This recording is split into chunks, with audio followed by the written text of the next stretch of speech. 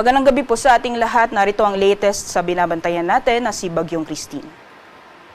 Ayon po sa ating latest sa satellite image as well as yung latest bulletin po natin, as of 10 p.m., itong si Bagyong Christine ay huling namataan sa layang 480 km silangan ng Katarman, Northern Samar. Nananatili pa rin po itong nasa tropical depression category na nagtataglay ng lakas ng hangin na umaabot ng 55 km per hour malapit sa gitna.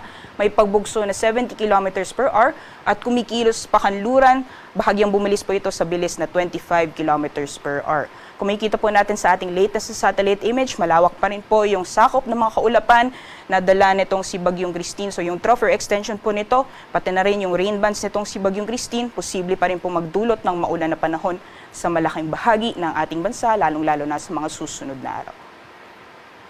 Ayon po sa ating latest track forecast, makikita po natin, kikilos po generally northwestward itong si Bagyong Christine bago po tuluyang lumapit sa ating bansa at babaybayin niya pong bahagi ng Northern Luzon bago tuluyang lumabas ng ating Philippine Area of Responsibility. Nakikita po natin na unti-unti po itong lalakas habang papalapit po ng ating kapuluan. Sa susunod na 12 oras, posible po itong umabot ng tropical storm category. Pagdating man po ng Wednesday, aabot po ng severe tropical storm category at pagdating man po ng Friday ng gabi, ay aabot naman po ito ng typhoon category.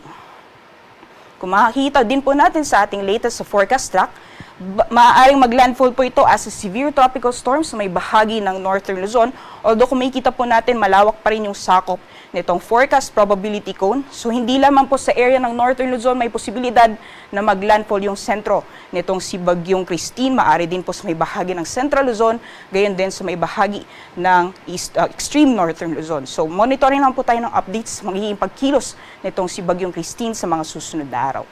Makikita din po natin malawak din yung malakas na hangin na dala nitong si Bagyong Christine, nakapaloob din dyan sa area na highlighted ng orange or yellow, yung area spores, may bahagi ng Eastern Visayas, ganyan din sa northeastern portion ng Mindanao, pati rin ng ilang bahagi ng Bicol region. Kaya naman yan po yung areas nakataas ng Tropical Cyclone Wind Signal number 1, dyan po sa mga lalawigan or sa eastern sections po ng Luzon.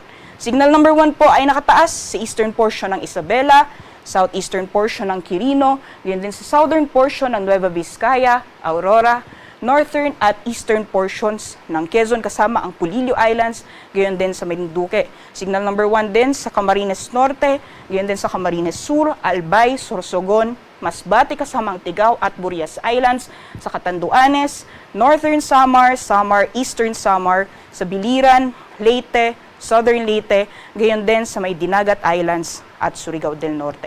Sa mga nabanggit pong lugar, asahan po natin yung malalakas na bugso ng hangin na dala nitong si Bagyong Christine at nananatili pong possible na aabot ng signal number 4 yung highest na wind signal na maaari nating itaas sa mga susunod na araw dahil hindi naalis yung possibility ng rapid intensification or mabilis na paglakas nitong si Bagyong Christine sa mga susunod na araw.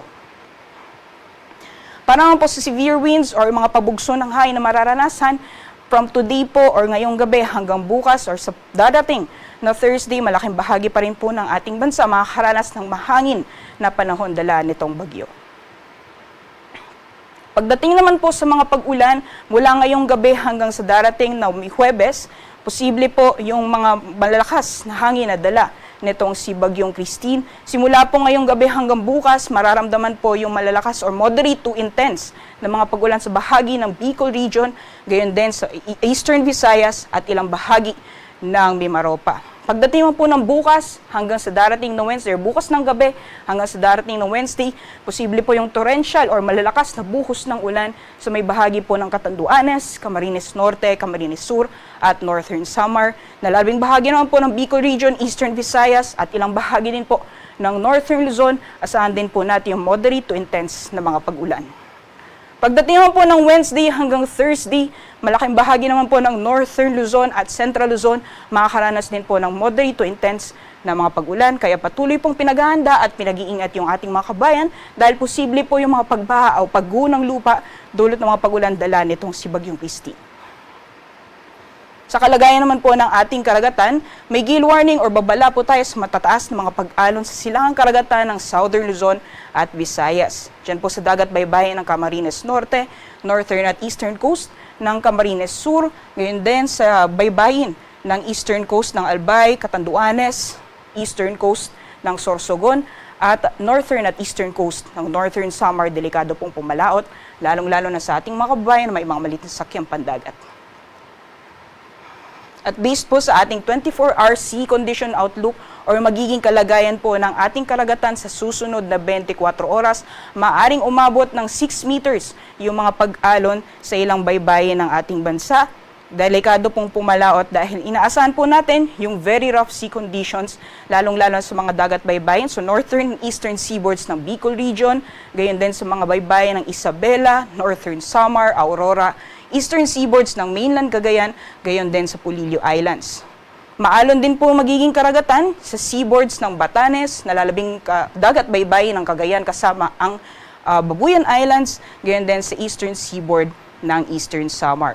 Rough sea conditions din po inaasahan natin mula 3 meters hanggang 3.5 meters sa nalalabing dagat baybayin ng Northern Luzon, sa seaboards ng Dinagat Islands at Surigao del Norte, gayon din sa ilang bahagi or dagat baybayin ng Kabisayaan dyan po sa Bohol, Siquijor, Camiguin, sa eastern seaboard ng Davao Region at sa eastern seaboard ng mainland Quezon. Meanwhile, moderate sea conditions naman po inaasahan sa mga dagat baybayin ng nalalabing bahagi ng ating bansa.